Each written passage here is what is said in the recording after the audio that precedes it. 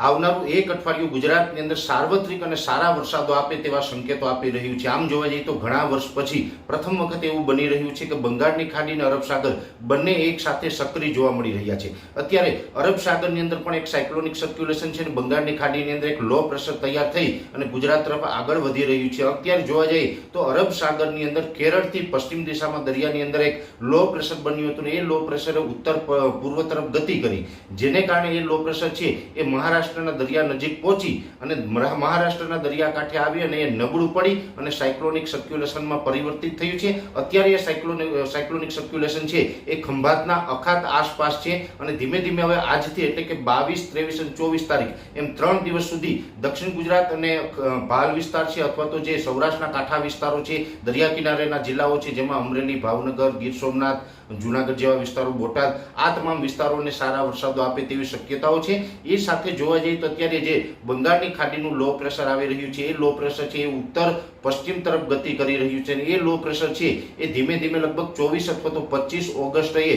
ગુજરાતની નજીક આવશે, એટલે કે દાહોદ, ગોધરા, છોટાઉદેપુર જેવા વિસ્તારો છે ત્યાં મધ્યપ્રદેશ બોર્ડર લાગુ વિસ્તાર ઉપર પહોંચશે। ત્યારે જે આ અરબ સાગરનું જે સાયક્લોનિક સર્ક્યુલેશન છે એ નબળું પડી અને સિયર ઝોનમાં પરિવર્તિત થઈ અને બંગાળની ખાડીનું જે લો પ્રેશર આવી રહ્યું છે તેની સાથે મર્જ થઈ જશે અને આ બંને સિસ્ટમો મર્જ થશે એટલે એક મજબૂત વેલમાર્ક લો પ્રેશર અને યોગ્ય હવામાન મળે તો કદાચ એ ડિપ્રેશનની કેટેગરી સુધી પણ જઈ શકે છે। અને આ જે વરસાદની સિસ્ટમ છે એને કારણે આમ જોવા જઈએ તો આજે 22, 23 અને 24 અને 3 દિવસ સુધી રાજ્યના અમુક વિસ્તારોમાં સામાન્યથી મધ્યમ વરસાદની શક્યતાઓ છે, પણ 24 અને 25 તારીખથી રાજ્યની અંદર ભારેથી અતિ ભારે વરસાદની શક્યતાઓ દેખાઈ રહી છે, કેમ કે એ લો પ્રેશર જે આવી રહ્યું છે અને અરબ સાગરની સિસ્ટમ એમાં મર્જ થશે, એ વેલમાર્ક લો પ્રેશર અથવા તો ડિપ્રેશન બની અને ગુજરાત ઉપરથી પસાર થશે, જેને કારણે ગુજરાતના તમામ રિજનો હોય જેમાં સૌરાષ્ટ્ર, કચ્છ, મધ્ય ગુજરાત, ઉત્તર ગુજરાત અને દક્ષિણ ગુજરાત તમામ સેન્ટરોની અંદર ભારેથી અતિ ભારે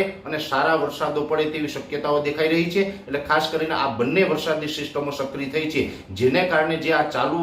મહિનો છે ઓગસ્ટ મહિનાનો, ઓગસ્ટનું જે છેલ્લું અઠવાડિયું છે એની અંદર રાજ્યની અંદર સારામાં સારા વરસાદ પડશે। મોટા ભાગના વિસ્તારોની અંદર 5 થી 7 ઇંચ અને રાજ્યના 50% કરતાં પણ વધારે વિસ્તાર એવા હશે કે જ્યાં ડબલ ડિજિટમાં વરસાદ પડી શકે છે, એટલે કે 9 ઇંચ કરતાં પણ વધુ વરસાદ જોવા મળે તેવી શક્યતાઓ માની રહ્યા છે। એટલે આવનારા દિવસની અંદર અરબ સાગર અને બંગાળની ખાડીની બંને સિસ્ટમોની અસરથી રાજ્યમાં સારા વરસાદ અને ભારેથી અતિ ભારે વરસાદ નોંધાય તેવી શક્યતા હાલ અમને દેખાઈ રહી છે।